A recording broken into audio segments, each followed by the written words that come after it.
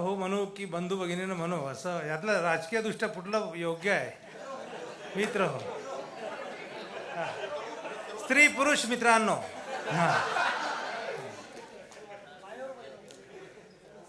हां, या ठिकाणी तिसऱ्या विचारवेध संमेलनामध्ये मलाही आपण आमंत्रित केलं आणि माझ्या तोंडातनं शेवटचे शब्द तुम्ही ऐकावे अशी आयोजकांची भूमिका असावी. पण जे चळवळीत काम करत त्यांचा शब्द तो काही शेवटचा नसतो, अंतिमी नसतो. ते शब्द फुलत असतात. जसा संघर्ष उलगडत जातो तसे शब्द फुलतात. नवीन नवीन शब्द येतात, कवितेच्या रूपात नाही येतात, अनेक रूपात नाही येतात. आणि विंदांचे मी एक लेख, मला वाटतं तुम्हीच लिहिला वाटतं लेख, दोन तुमचा चेहरा मी बघतो आता आणि तेव्हा तर ते जे दोन लेख मी वाचून आलेलं आहे. तर विंदांच्या कवितेतनं जे शब्द फुलत आहेत तर त्या शब्दातनं आपल्याला जीवन जगण्याचा अर्थ प्राप्त होतो, एक नवी ऊर्जा आपल्यामध्ये निर्माण होते. आता मी फार सिरियस मोडवरती गेलो, कारण मध्यंतरी काही 1.5 तास 2 तास मी इथे बसून होतो. त्याच्यातनं मला समजलं की सभाशास्त्राचं काय औचित्य असावं, इथूनच सुरुवात केली पाहिजे. आणि आपण या मुशीतनं, विंदांच्या मुशीतनं तयार झालेले आपण लोक आहोत इथे. आणि त्यामुळं आपल्याला एक किमान पातळीवरती आपल्यामध्ये आई सदगोपाल जी आए हैं तो मैं हिंदी में बात नहीं कर पाऊंगा, मैं माफ़ करना मुझे आप. हाँ, मराठी में बात करूँगा मैं. तब ते बीच में शायद एक आध बार कोशिश करूँगा. तर ते हे शब्द जे आहेत आपले, आपण या ज्या परंपरेतनं पुढे आलेलो आहोत त्याच्यामधनं आपल्यामध्ये एक सिरियसनेस असावा. आणि जे आपल्याकडे विचारवंत होऊन गेले, लेखक विचारवंत होऊन गेले, त्यांच्या अवतीभोवती जे सामाजिकदृष्ट्या सांस्कृतिकदृष्ट्या घडत होतं आणि त्याची प्रचिती मला तुमच्या त्या लेखातनं मिळाली. केवळ आपण विवेकाच्या, आता बहुतेक इथे विवेकाच्या ध्यासात असलेले ग्रस्त आहोत आपण. विवेक आपल्याला, रिझन आपल्याला खूप आवडतं आणि विवेकाचा पाठलाग आपण करतो, पण भावनांना सोडून देतो आपण. पण जेव्हा एखादा लेखक जगतो, मी तुमच्या लेखावरतीच बोलतो आता सध्या, जेव्हा एखादा लेखक जगतोय तो भावना आणि विवेक ह्या दोन्हीचा संगम त्याच्यातनं तो जगत असतो. जर भावना आपण सोडून दिल्या तर विवेक तुम्हाला खेचतो, बेदरकारपणे खेचत नेतो पाठीमागं, आणि ते चांगलं नाही आहे. म्हणून थोडंसं हास्य सभागृहात पाहिजे, हास्य थोडंसं पाहिजे. पण आणि अनेक लोक म्हणाले अरे हसू नका, हसण्यासारखी गोष्ट नाही आहे. हे विचार करण्यासारखी गोष्ट आहे की तुम्ही का एखाद्या विधानावरती, एखाद्या भाषावरती हसता. हसं होतं म्हणून हसता की तुम्हाला तो मुद्दा पटला म्हणून हसता, की त्याच्यामध्ये सटायर असतं. आणि विंदांच्या कवितांमध्ये सटायर, जबरदस्त सटायर आहे. तो विषय नाही, केव्हा तरी बोलू आपण, पण मी सुद्धा सटकतो तिकडेच आहे साईडला. तर हा हसण्याचा मुद्दा. जर सेल फोन बंद करा जेव्हा आपण आग्रहानं सांगतो, तेव्हा आपल्याला वाटतं की आपली मनं जुळली पाहिजेत. ते मनं जर जुळली नसेल, जर आपण त्याच्यावरती काहीतरी खेळत असू किंवा आपण SMS बघत असू किंवा आणखी काही फार अतिशय महत्त्वाचं घडत असतं ते बघत असू, तर असं वाटतं की जो बोलतो ते जास्त महत्त्वाचं नसतं, जे सेलफोनमध्ये येतं ते जास्त महत्त्वाचं असतं. हा एथिकल निर्णय, डिसिजन तुम्हाला घ्यायला लागतो, कुठला महत्त्वाचं आहे. जर कोणी सदगोपाल इथे येऊन बोलत असले ते महत्त्वाचं असेल तर मग सेलफोन तुम्ही बंदच ठेवा. आणि सेलफोन, काही लोक असे, कालचेच उदाहरण असे माझ्यासमोर असे सेलफोन घेऊन फोटो काढत होते. मग मी फार संतापलो. नाही सर, तुमचं भाषा मला व्हॉट्सअप करायचं आहे. अरे नका करू, आपण पहिली गोष्ट तर येतेच नाही एकत्र, आणि आपलं विचार करण्याचे जे काही पर्याय आहे तो सेलफोनमध्ये आहे.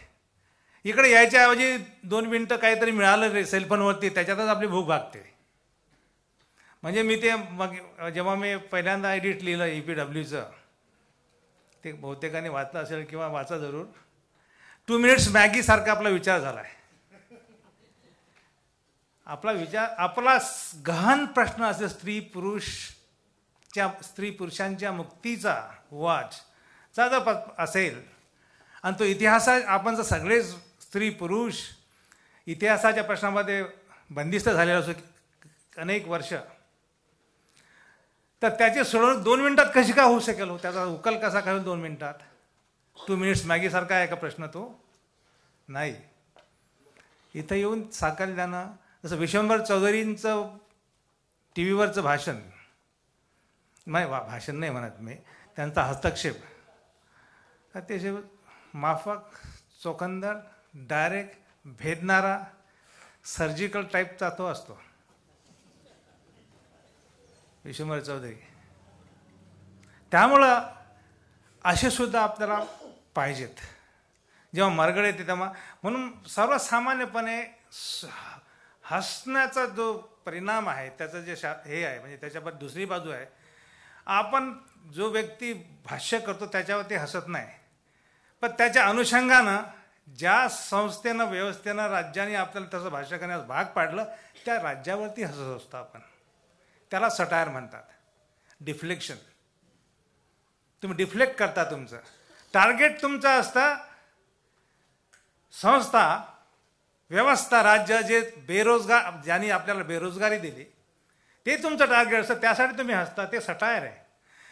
पण त्याच वेळेस ज्या ऑब्जेक्ट आपलं टार्गेट आणि ऑब्जेक्ट मात्र आपला तो व्यक्ती जो बोलत असतो ते असतं. म्हणून हा जो भेद आहे ऑब्जेक्ट आणि टार्गेटमधला आपण मोडला पाहिजे. केवळ आपलं टार्गेट असलं पाहिजे, ऑब्जेक्ट नको. ज्यांच्यावरती हसतात त्यांचे चेहरे लहान होतात की नाही? त्यामुळे हसणं हे फार पॉवरफुल आहे, हसलं पाहिजे. आणि अनेकदा टी व्हीवरती एखादं जर फारच विधान चाललेलं असलं तर हसलं पाहिजे त्याच्यावरती. इतकं त्याला काय म्हणतात, तुम्ही जर हसला ना एखाद्या मूर्ख विधानावरती, तर त्याला आपण ॲब्सर्डाईज करायचं, निरर्थक बनवून टाकायचं. हसण्याची पॉवर आहे ते. चौधरींना माहिती आहे माझ्यापेक्षा, मी काही गेलो नाही टी व्हीवरती, पण ते मस्त करतात व्यवस्थित. हा मला माहिती आहे. तर हा एक मुद्दा. पण सटायर हे रशियामध्ये, आणि आनंद विसरला नाही आहे. आनंद माहिती आहे, त्या अफूची उडी जर तुझे आहे फंटॅस्टिक, त्याच्याकडे येणार आहे मी. पण जर्मनीमध्ये हेच चाललं होतं, हसण्याचं, सटायरचं जे वाढलं. कारण तुम्हाला सरळ कोणावरती वादविवाद करता येत नव्हता, पण बोलायचं तर आहे, टीका तर करायची आहे हुकुमशहाच्या विरुद्ध, ते हसण्यातनं व्हायची.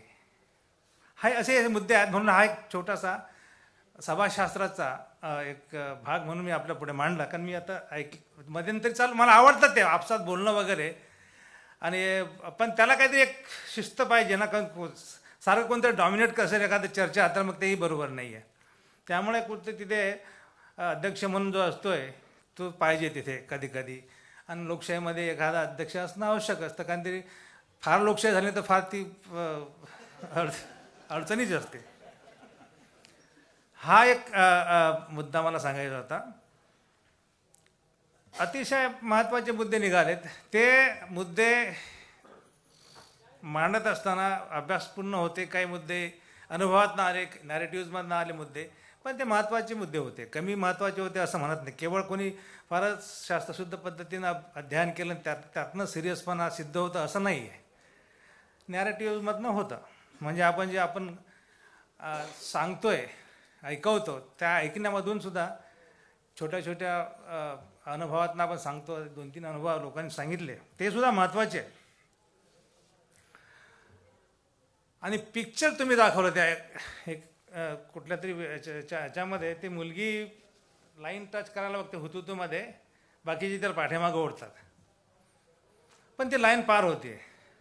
त्याच्यामध्ये त्या मुलीची एजन्सी आहे, म्हणजे तिला आहे धमक पुढं जाण्याची किती समाजाने आणि पुरुष पेट्रिआर्कीने आणि पुरुष सत्तावादी समाजाने आपल्याला मागं ओढण्याचा प्रयत्न केला तरी आपण जातो पुढं. ती एक धमक आहे, त्याच्यामध्ये एजन्सी आहे. पण आता काय झालं, जसं आनंद मला म्हणाला की रोजगारीवरती बोला. आता रोजगारीवरती जयती घोष आणि स्वतः आमचे मित्र सदगोपाल ह्यांचं फार मोठं काम आहे शिक्षणावरती, म्हणजे पट्टीचं काम आहे. काय झालेलं आहे म्हणजे एका बाजूने आपल्याला दिसतं की विवंचना आहे. एक मुलगा म्हणाला की सेल्फ कॉन्फिडन्स आपला आता फारच कमकुवत झाला आहे, आपल्याला उभं राहण्याची परिस्थिती आपल्यामध्ये धमक राहिलेली नाही आहे. आपण इतके खचून गेलेला थिजलेला आत्मविश्वास आपला आहे, थिजलेला आहे तो त्याला कसं ऊर्जित अवस्थेत आणायचं हा मुद्दा आहे. पण तो सेल्फ डाऊट जो आहे, सेल्फ डाऊट महत्त्वाचा असतो. म्हणजे आता विचारवंतांनी सांगितलं, देकातने सांगितलं, सेल्फ डाऊट असला तर तुम्हाला तुमच्यामध्ये जे विचार करण्याची शक्ती आहे ती निर्माण होते. पण तो सेल्फ डाऊट नाही, इथे आपल्याबद्दलच डाऊट घेणं, म्हणजे आपल्यामध्ये काहीतरी कमी आहे आणि ते कमी मान्य करणं आणि ती इंटरनलाइज करणं हे जास्त धोकादायक आहे. सगळ्यांच्यासाठी असे प्रसंग येतात जीवनामध्ये, पण त्याला मात करून त्याच्या त्याला मात करून पुढे जायची धमक आपल्यामध्ये. आपल्याकडे लोक असतात, पण काउन्सिलिंग हा मुद्दा नाही आहे, काउन्सिलिंग हा उपाय नाही आहे. मग ते पॅटर्न होतं, मग ते आपल्या बोकांडीवर बसतं. मित्रांशी बोलणे, जसं त्या मुलींनी सांगितलं की तुझ्या घरात तू संवाद सुरू केला, चांगला आहे. ते संवादच होत नाही, थांबलाय संवाद एकदाचा. लिफ्टमध्ये जाताना, आता ज्या मुंबईमध्ये मी राहतो, रेखाने माझं स्वागत केलेलं नाही मुंबईमध्ये अजूनही. ज्या मध्ये राहतो 20व्या मजल्यावर मी राहतो, जेव्हा खाली येतो आम्ही, कोणी कोणाशी बोलत नाही, प्रत्येकजण सेलफोनवरती असतं. हे आपलं आपण असं स्वप्न थोडी बघितलं. टेक्नॉलॉजीचा हा मुद्दा आहे. संवाद थांबल्यामुळं जास्त एकेरेपण आलं जीवनामध्ये, परात्मभाव एलिनेशन आलं आणि लगेच आपण व्हॉट्सअपवरती मोकळे होतो. कारण पॉलिटिकली करेक्ट आणि पॉलिटिकली कॉन्शियस असे दोन मुद्दे आपल्याकडे असतात. पण आपण पॉलिटिकली करेक्ट असतो, पटकन काहीतरी सांगायचं, हां मी तुझ्या बाजूनं आहे, दाबलं बटन झालं तुझ्या बाजूने, पण पुढे काय, हा मुद्दा आहे. पण जी पिक्चर जी दाखवली तिथे पिक्चर दाखवलं, त्याहीपेक्षा दुसरं जे रोजगाराच्या संदर्भात आहे ते असं, आपल्याकडे मॅरेथॉन लावला गव्हर्नमेंटने. कबड्डीचा नाही मुद्दा, आता बेरोजगारीचा मुद्दा मॅरेथॉनचा मुद्दा आहे. म्हणजे या मॅरेथॉनमध्ये सगळे बेरोजगार आहेत. 700 जागांसाठी UPSC मध्ये, आकडे बरोबर मी फारसा काय, मध्यंतरी एक लेख आला होता EPW मध्ये, competitive exam as an ideology, जरूर वाचा, मराठीत होत असतो आहे तो. तू म्हणालास की MPSC जाफूची गोळी, त्या धर्तीचा त्या धाटणीचा आहे तो. हे मॅरेथॉन आपल्या पाठीमागे लावलं आहे. म्हणजे काय मॅरेथॉन म्हणजे काय, तरुण मुलं त्याच्यामध्ये बेरोजगार जेवढे आहेत त्याच्यामध्ये सहभागी होतात आणि ते सांगतात की माझं दुःख तुझ्या दुःखापेक्षा जास्त गंभीर आहे, जास्त तीव्र आहे. आणि हे जे आपले आयडेंटिटी पॉलिटिक्स आहेत त्या अंगानं जात आहे. माझं दुःख आणि दुःखाची आता शर्यत लागलेली आहे की नाही. आता रिझर्वेशन म्हणजे दुःखाची शर्यत आहे. त्याचा अर्थ असा नाही की त्यांच्या वेदना आणि त्यांच्या प्रश्न कमी महत्त्वाचे प्रश्न आहेत, पण शर्यत तर लागली, पडताय तुम्ही त्याच्यामध्ये. राज्य तुम्हाला पळवतं आणि ह्याच्यामध्ये किती टक्के तुम्ही देऊ शकता. राष्ट्रपतींची सहीसुद्धा होऊ शकते, राज्यपालाची सहीसुद्धा होऊ शकते, पण पुढे काय, हा विषय गंभीर आहे तसा. म्हणजे रोजगार तुम्ही देत नाही आहात.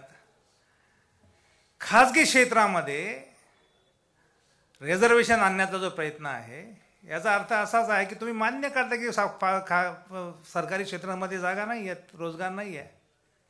सरळ त्याचं गणितच आहे. आणि खाजगी क्षेत्रांचा दृष्टिकोन असा आहे की ते म्हणतायत आमच्याकडे मेरिट आहे, मेरिट कमी जास्त करण्याचा जो काय अंतिम अधिकार आहे, लेजिस्लेटिव्ह अधिकार जो आहे, ती पॉवर जी आहे आमची, आम्ही ठरवणार कोण योग्य आणि कोण अयोग्य. आणि ट्रान्सपरंटली होतं, ते सगळं कम्प्युटरमधनं होतं. त्यामुळे जात नसतं, धर्म नसतो, लिंग नसतो, सगळं काही न, हा त्यांचा ढोंगीपणा आहे. पण निसर्गदत्त असतं ते सगळं. सगळे चांगलेच कसे काय पोहोचतात कंपनीमध्ये, एकाच जातीचे आणि एकाच धर्माचे कसे पोहोचतात, त्याच्याबद्दलचं उत्तर देत नाहीत कॅपिटलिस्ट. पोहोचतात मात्र नक्की. मग आपण म्हणतो मी त्यांच्या लायकच नाही. तिथं कोणी म्हणाला की मी 15 वर्ष मी अर्जच करणार नाही, कारण मला माहिती आहे काय होणार आहे. कारण हे इतकं सिस्टमॅटिक चाललेलं आहे की तुम्हाला वाटतं की मला चान्स आहे त्याच्यामध्ये. त्यामुळं हे तिकडे बाहेर कोणी बोलतंय का फार? दार बंद करा प्लीज. तुम्हाला हां. तर हा जो हे चाललाय शर्यत लावली आपल्याला आपण त्या शर्यतीत सहभागी होतो. पण शर्यतच का असावी याच्याबद्दल प्रश्न आपण निर्माण करत नाही आहे, कारण जागाच नाही आहे. ज्या क्षेत्रामध्ये आपल्याला जायचं आहे त्या क्षेत्रामध्ये आपल्याला पुरेसा वाव नाही, पुरेशा नोकऱ्या नाही आहेत. त्यामुळे एकावरती प्रेशर येतं. एका जे अपॉर्च्युनिटीज आहेत त्याच्या संदर्भातलं एक काय म्हणतात की आता एक संधी आहे, एक संधीचं दालन आहे, एक संधीचा एका क्षेत्रामध्ये संधी उपलब्ध आहेत. कुठलं क्षेत्र आहे? MPSC फॉर एक्झाम्पल किंवा UPSC. बसा प्लीज बसा.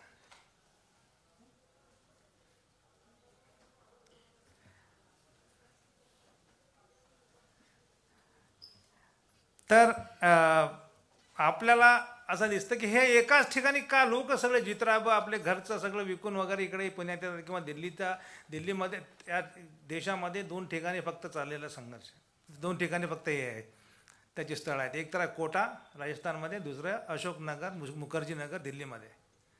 UPSC MPSC लोक तिकडे जाऊन पोहोचतात. आणि ह्याच्यामध्ये आपल्याला आश्चर्य वाटेल, सगळे जगजाहीर आहे आता की मेडिकल आणि इंजिनिअरिंगचे विद्यार्थी जास्त असतात, सोशल सायन्सचे विद्यार्थी कमी असतात. आणि मध्यंतरी विषय निघाला आणि ते चौधरी तुम्ही फार मस्त काढलाय तो एक फरक, प्रोफेशनल आणि समाजसेवा. तो प्रत्येकाला वाटतं की मी समाजसेवा करेल वगैरे, तिकडे ते पोहोचतात जाऊन. आणि समाजशास्त्रामध्ये, सामाजिक शास्त्र आणि ह्युमॅनिटीज, फिलॉसॉफी आणि हिस्ट्री आणि लिटरेचरमध्ये, आता मी जरा जोखमीचं बोलतो, पण माणूस होण्याची, माणूस म्हणून टिकून राहण्याची हमी ह्युमॅनिटीज आणि सोशल सायन्समध्ये जास्त आहे, नाही का? कवितेतनं मनुष्य ती हमी असताना IAS मध्ये इंजिनिअरिंगची मुलं जास्त येतात. आणि आपण गृहीत धरतो की त्यांना भान आलेलं असतं, सामाजिक भान आलेलं असतं त्यांचं. काही म्हणजे एखादा डॉक्टर, आपल्याकडे बरेचसे डॉक्टर असे की सामाजिक भान त्यांचं चांगलं आहे. इथे विजय नाईक आणि आनंद करंदीकर बसलेले आहेत. तर हे होऊ शकतं, परंतु एकाच अपॉर्च्युनिटी स्ट्रक्चरवरती प्रेशर आलेलं आहे मोठं. आणि हे प्रेशर स्पर्धा परीक्षा घेऊ शकत नाहीत. 700 जागांसाठी 13 लाख अर्ज येतात. 700 जागांसाठी 13 लाख अर्ज येतात आणि त्याच्यामध्ये कट ऑफ पॉईंट होतो. आणि म्हणून तुम्हाला सारखे अभ्यासक्रम बदलावे लागतात. UPSC सारखे अभ्यासक्रम बदलतात दरवर्षी. त्याचं कारण असं की तुम्हाला चाळणी लावायची असते. एक बाजूला हे होतं आणि दुसऱ्या बाजूला वय वाढवायला लागतं. वय वाढवण्याचं राजकारण हेच आहे की तुम्ही जास्त 5 वर्ष 6 वर्ष जे कोणी बेरोजगार आहेत त्यांचे विरोध थोपवू शकता, सौम्य करू शकता, डायल्यूट करू शकता. आणि हे आता लपून राहिलेलं नाही की हे सगळं असं होतं. म्हणून हे सगळे मुद्दे महत्त्वाचे आहेत. का आता एक तर इन्फॉर्मल सेक्टरमध्ये आपण आहोत, शेतकऱ्यांचं काय चाललं, शेतीचा प्रचंड नुकसान. मला सांगा, पूर्वी 1960च्या दरम्यान गुजरातमध्ये, महाराष्ट्रामध्ये शेतकऱ्यांची मुलं आनंदाने शेती करायची. पॉसिबिलिटी होती तिथे त्यांना समृद्धी वाटायची, काहीतरी त्यांना वाटायचं की याच्यामध्ये पर्पज आहे. पण आता त्याच्यामध्ये काहीच राहिलेलं नाही. म्हणजे शेती तुम्हाला नकोशी वाटते, कारण त्याच्यामधून काही प्रॉमिसच नाही. आता प्रॉमिस नाही, म्हणजे शेतीला आपण दोष देता कामा नये. शेतीवरती जो अन्याय करतो एन्व्हायरमेंटच्या दृष्टिकोनातनं, त्याच्याकडे दुर्लक्ष करतो आणि हव्या तशा अपॉर्च्युनिटीज आपण निर्माण करत नाही आणि शेतीला टाकाऊ करून टाकतो आपण. आणि त्यामुळं शेतीला टाकाऊ केलं तर किती प्रचंड नुकसान होईल माहिती आहे आपल्याला. आणि ते झाल्यामुळं सगळा लोंढा चांगल्या कारणासाठी किंवा कुठल्या कारणासाठी तो पोहोचतो शहरांकडं. शहरांकडं आल्यानंतर इथं दुसऱ्या पद्धतीची असमानता निर्माण होते, आपल्याला माहिती आहे. आणि तो भाग वेगळा आहे, म्हणजे तो विषयही वेगळा आहे, त्याला आणखी वेगळं काहीतरी करायला लागेल. पण प्रश्न असा आहे की बेरोजगारी आहे, उमेद नाही, भविष्याच्या काळामध्ये काही होणार याच्या पद्धतीची गॅरंटी नाही आहे. पण चळवळी होत नाहीत. बेरोजगारी आणि बेकारीवरती आणि गरिबी, बेकारी, बेरोजगारी आणि गरिबीवरती बोलण्यासाठी लोकच येत नाहीत. आणि सदाने मला एक फीडबॅक दिला मगाशी, सदा डुमरेंनी, आणि त्याच्यावरती चिंतन झालं पाहिजे की हे का कमी होत चाललं. विषय कुठले तुमच्या महत्त्वाचे, कुठले जिव्हाळ्याचे विषय आहेत तुमचे, अस्मितेचे विषय, राष्ट्रवादाचे विषय, बाकीचे विषय इथे महत्त्वाचे, त्याच्यावरती गर्दी जमते. पण जे आपल्या अस्तित्वाचे, ज्याला एक्झिस्टेन्शियल म्हणतात, अस्तित्वाचे जे आपले विषय आहेत, बेरोजगारी, बेकारी आणि सन्मानानं जगण्याचे जे आहेत, त्याच्यावरती लोक का येत नाहीत. मुंबईमध्ये रेखाला माहीत असेल, मुंबईमध्ये इतके प्रश्न आहेत तरी पण चळवळ नाही रोजगारासाठी. याचं कारण काय. कोणतरी मला सांगितलं की एका घरामध्ये पूर्वी एकच मनुष्य काम करायचा, पण आता 4 लोक कमावतात. ब्युटी पार्लरमध्ये जातो कोणी कुठं जातं, 4ही बाजूनी पैसा येतो. कशाला मग लढायचं, कशाला लढाय. म्हणजे आता मग ह्याच्यातून दुसरा प्रश्न निर्माण होतो की जगणं कशासाठी तुम्ही पैसे येत आहेत याचं काय करता. जगता का नुसता, का चांगलं जगता. जगणे आणि चांगले जगणे हे 2 मुद्दे आहेत ना. म्हणजे अमर्त्य सेन आणि बाकीचे लोक, विद्वान मार्था नुसबान सारखे म्हणतात की क्वालिटी ऑफ लाईफ महत्वाचं आहे. लाईफ जगण्यासाठी तर आपण येतोच आहे, पण क्वालिटी ऑफ लाईफ. आणि आपल्याकडं, आणि आता मी तर फिरत असतो, बोलत असतो, तसं स्त्रियांच्या बद्दल बोललो आपण. तुम्ही बघा, आणि रेखालाही मी सांगतो, ते गाडीकडे म्हणजे लोकलकडे धावणाऱ्या स्त्रियांच्या चेहऱ्यांकडे बघा, चिंतातुर चेहरे असतात. पण त्या तुलनेनं बापे, पुरुष लोक मस्त खिदळत हादळत जात असतात. चिंता नसते, तिलाच ग्रासलेलं असतात सगळ्या चिंतेनं, काय होईल, कसं होईल. सगळे जे आता सांगत होते, 2 मुली इथे येऊन बोलल्यात, तिच्या पदरी मात्र चिंता आणि तुम्ही मात्र खुशी. असा हा एक असमानतेचा, म्हणजे आपण इमोशनल युनिव्हर्स सुद्धा इतकं असमान झालं आपलं, नाही का. तर हे वेगळ्या पद्धतीची असमानता निर्माण झाली याच्यामध्ये. म्हणून हे जे दुःख आहे तुमचं, हे तुम्ही धावता, दुःख सांगत धावता तुम्ही, आणि आपल्याकडेच नाही आहे, सगळीकडेच आहे. आता हे ब्रिटिश इंग्लंडमध्ये आहे, अमेरिकेमध्ये आहे, सगळीकडे हे धावण्याची शर्यत सुरू झालेली आहे. चायनामध्ये नाही अजून, पण इकडे आहे.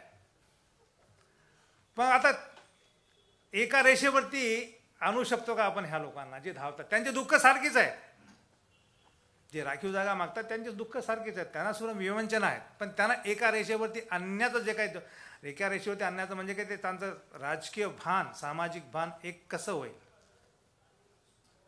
यासाठी काय काय मग राजकीय पक्ष करू शकतात काय, हे विचारवंत करू शकतात काय, हे हा खरा मुद्दा आहे. राजकीय पक्षांकडून काही राजकीय पक्षांकडे पठडीबाज भाषा आहे, पण बाकीच्या पक्षांमध्ये तेही नाही आहे. मग कोण करू शकेल एका रेषेवरती आणण्यासाठी? आपण एका रेषेवरती आहोत, आणि एका रेषेवरती आणणं म्हणजे आपल्याला समान संध्या प्राप्त होणं असं आहे ते. पण ते समान संध्या होऊच द्यायच्या नाहीत. दोन मुद्दे आहेत. अफूची MPSC अफूची गोळी आहे, म्हणजे अफूची गोळी तर आहेच, आपण ती घेतो, मग ते अफू का आहे त्याची फूड केली पाहिजे. आणि मला वाटतं महास्वादापेक्षा उदारमतवाद त्याला उपयोगी पडतो. म्हणजे आपल्याला वाटतं आता यावर्षी 300 जागांची प्लेसमेंट झाली, 300 लोकांना मिळालं, समजा जागा मिळाल्यात. यावर्षी 300 मिळाल्यात, पुढच्या वर्षी माझा नंबर आहे तिसऱ्या 300मध्ये. ही जी होप आहे, आशा आहे, हीच अफूची गोळी आहे. आशा मरत नाही. माझा नक्की चान्स आहे, माझा नक्की चान्स आहे. कारण एकाला संधी मिळते, आणि उदारमतवादामध्ये एकाला किंवा दोघाला किंवा 10-15 लोकांनाच पुढे जाता येतं, बाकीच्यांना नाही. बाकीचे सगळे जर एकदमच पुढे गेले तर अनार्की, अराजकता वाजेल. म्हणून असमानतेचं कामच हे असतं की असमानता टिकून राहावी. म्हणजे हा जर वेगळा मुद्दा आहे. तुम्हाला जर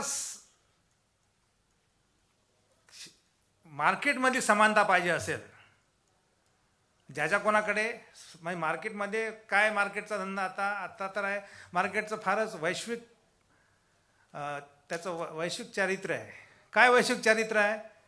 आता आजच्या घटकेला तुम्हाला इंग्रजी आला पाहिजे, तुमच्याकडे फार जाम पैसे आहेत, आणि तुम्ही जर कॉम्प्युटरच्या शॉपमध्ये गेला आणि ती भाषा तुम्हाला येत नसेल, तुमच्याकडे तो बघणार सुद्धा नाही, टायवाला.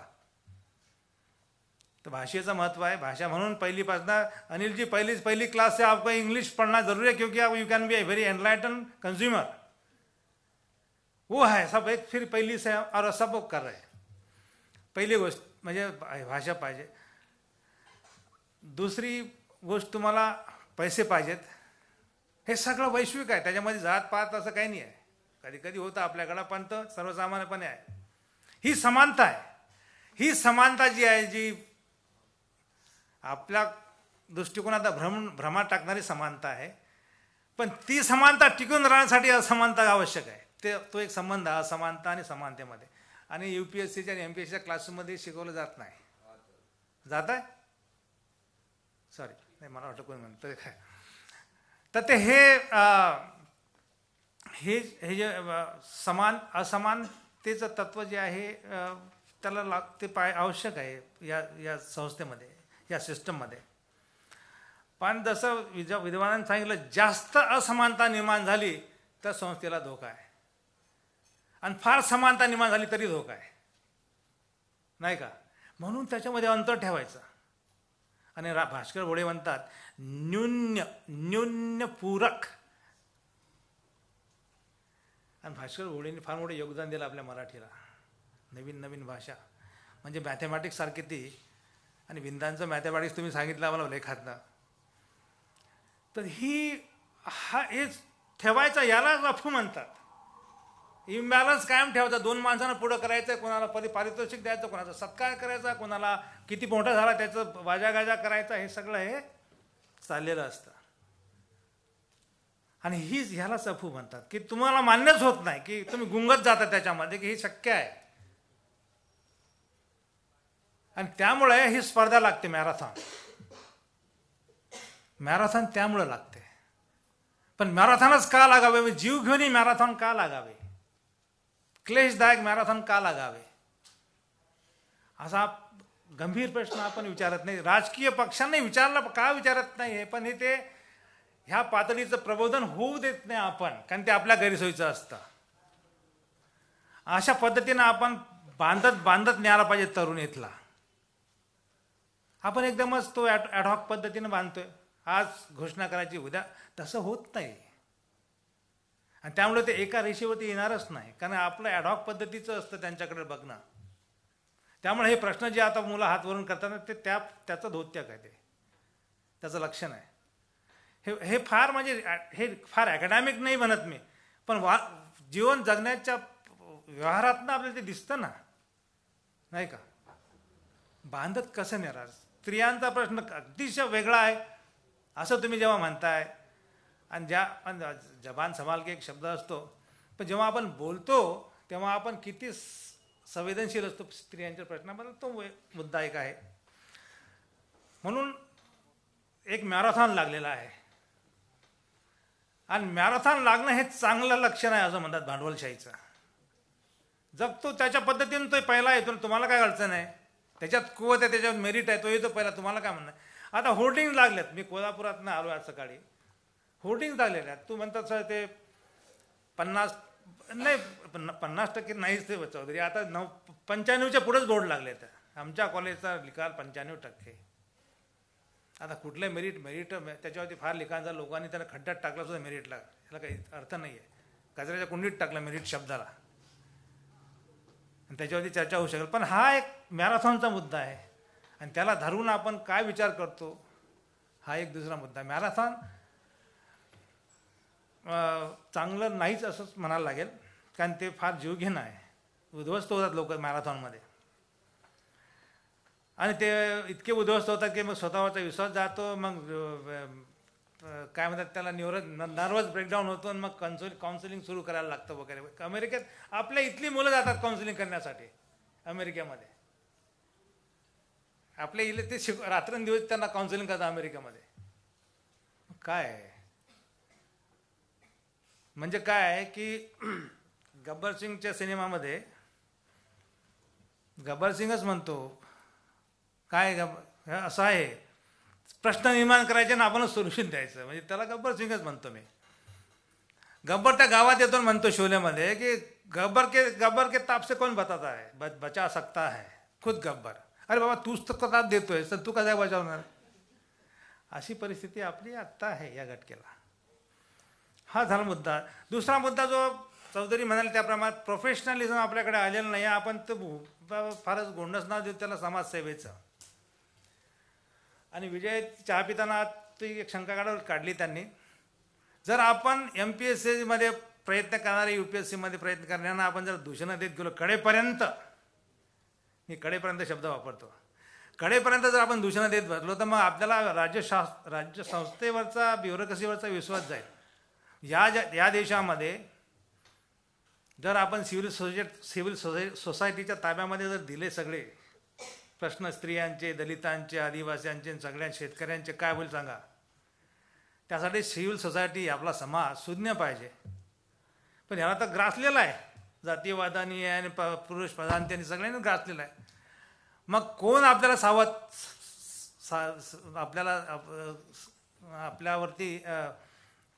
आपल्याला सावरू शकेल, आपलं संरक्षण करू शकेल, आपल्या बाजूने उभा राहील. जो प्रोफेशनल आहे तोच राहू शकतो, जो आधुनिक आहे तोच राहू शकतो, प्रोफेशनल म्हणजे आधुनिक आहे तोच राहू शकतो. मग त्याला घटनेच्या प्रमाणात वागायला लागतं, ज्याच्यामध्ये सामाजिकता आहे. समाजसेवा आणि सामाजिकता हे दोन वेगळे आहेत. मग समाजसेवेसाठी असलेले लोक माहिती आहेत आपल्याला कोण आहेत, पण सरसकटपणे कडेपर्यंत टीका न करतात त्यांना कसं आपल्याला वेगळ्या पद्धतीने बोलता येईल. आणि असे अनेक लोक आहेत. म्हणजे दलित मित्र पुरस्कार देताना सदा कोणालाही देत होते, कोणालाही चांगल्या, पण कोणीतरी प्रशासकीय अधिकाऱ्यांनी सांगितलं असं ना करू साहेब. असे आहेत अधिकारी सांगणारे, नाही ज्या 80 लोकांनी आता सह्या केल्यात बुलंदशहरच्या संदर्भामध्ये, लोक आहेत सांगणारे. मग आपल्याला लागतात, सपोर्ट लागतो तसा. असं नाही आहे की आपण नाही मग प्रायव्हेटमध्ये जायला, असं विजय म्हणाला प्रायव्हेटमध्ये जाऊ देणार का तुम्ही. प्रायव्हेटचे लोक आहे ना, प्रायव्हेट ब्युरोक्रसी आली तर काय होईल मला नाही माहीत. ते असतील प्रज्ञावंत असतील, पण समाजाच्या बाजूने उभे राहतील याच्याबद्दल आपल्याला गॅरंटी नाही आहे. तर हा प्रोफेशनल आणि ह्याच्यामध्ये हा एक चांगला फरक तुम्ही केला आहे, तो असा जोडून घेतला पाहिजे. हा झाला एक दुसरा मुद्दा मला या ठिकाणी सांगायचा होता. आणि तिसरा मला वाटतं शेवटचा मुद्दा आहे तो परिणामवादी दृष्टिकोनातनं. आता मला वाटतं एकूणच आणि रिपोर्ट्स येतातच आमच्याकडे, फार लवकर रिपोर्ट्स येतात, स्त्रियांचं बेरोजगारीचं प्रमाण जास्त आहे आणि त्याच्याही ग्रामीण भागामधल्या स्त्रियांचं प्रमाण जास्त वाढलं आहे अलीकडच्या रिपोर्ट प्रमाणे. आता एका बाजूने हे वाटतं, मग त्याचा परिणाम काय? परिणाम तर मायग्रेशन नाही. आपल्याकडे आता जसे ज्या पद्धतीने शहरीकरण होतं आणि मुंबई पुण्याचं आपण बघतो, मुंबई पुण्याचं शहरीकरण इतकं झपाट्यानं वाढलं की तिथे आत्ता मुंबईमध्ये आता माणसांचा महापूर आहे. वाहनांना जाता येत नाही आहे, इतके लोक रस्त्यांवरती असतात. जे डिले होत, म्हणजे माझी काही तक्रार नाही, पण मी त्याचा गांभीर्य सांगतो समस्येचं. थांबावं लागतं, हळूहळू जावं लागतं, कारण सगळे लोंढीच्या लोंढी येतात आणि पूल खचून पडतात ओझ्यानं. कारण काय आहे की लोंढा आहे. ही असमानता जी आहे याच्यामधली, आणि ती बेरोजगारीमुळे आली. तुम्ही जर त्यांना, आणि ह्याचं हे वाढत जाणार आहे. एका बाजूनं 35% 40% आपलं अर्बनायझेशन झालं, आपण फुशारके मारतो जगभर. अरे काय जीवन तुम्ही दिलं आहे, इनह्युमन लाईफ आहे. माणसं लटकून कधीतरी जातात, कितीतरी हे तर नेहमीच सांगतो मी, पण क्वालिटी ऑफ लाईफला अर्थ तसा राहिलेला नाही आहे. आपण जगतोय, आपण खेचतोय. असमानतेचं हे जे विद्रूप स्वरूप आहे, असमानता निसर्गात आहे, लोकांनी मान्य केलेली आहे, पण अशा पद्धतीची असमानता मान्य नाही, नॉट ॲक्सेप्टेबल. ज्या माणसापेक्षा माणसासारखे जगतच नाही आहेत, एकमेकाशी बोलत नाही, लटकून जातात, काही होत नाही. आणि आपल्याकडे प्लॅनिंग तर फारच थोर आहे. आगी लागतात, मुंबईला जाता येत नाही आहे. हे असे सगळे मुद्दे आहेत, ते मी खेचत नाही. पण शेवटी एक शेवटचा मुद्दा आहे, त्याचा परिणाम म्हणून सांगतो की ज्या पद्धतीनं आता आपण ज्या इतिहासाच्या टप्प्यावरती येऊन पोचलो, तो टप्पा आहे आणि तो म्हणजे अति क्लेशदायक आहे, दुःखदायक आहे. दुःख देत होतं प्रचंड. म्हणजे तरुणांचं मरण स्वस्त का व्हावं? बाबूरावांची कथा आहे, कथा संग्रह आहे, मरण स्वस्त होते. बाबूराव बागुलांचे मरण स्वस्त होत आहे, तरुणांचं मरण स्वस्त होत आहे. तुम्ही म्हणजे फिजिकली कॉर्पोरियली मेलाच पाहिजे असं नाही आहे, पण रोजच तुम्ही मरत असता. Everyday forms of social death, एका ब्लॅक विचारवंतांनी लिहिलं. रोजच तुम्ही मरता आणि त्यांच्या वाट्याला ते झालं, तरुणांच्या वाट्याला खूप मोठ्या प्रमाणात ते आलेलं आहे. आणि त्याचा परिणाम, कोटीचा परिणाम जो अंतिमता, तो आहे त्या 3 पोरांनी राजस्थानच्या उडी मारली ट्रेनच्या समोर.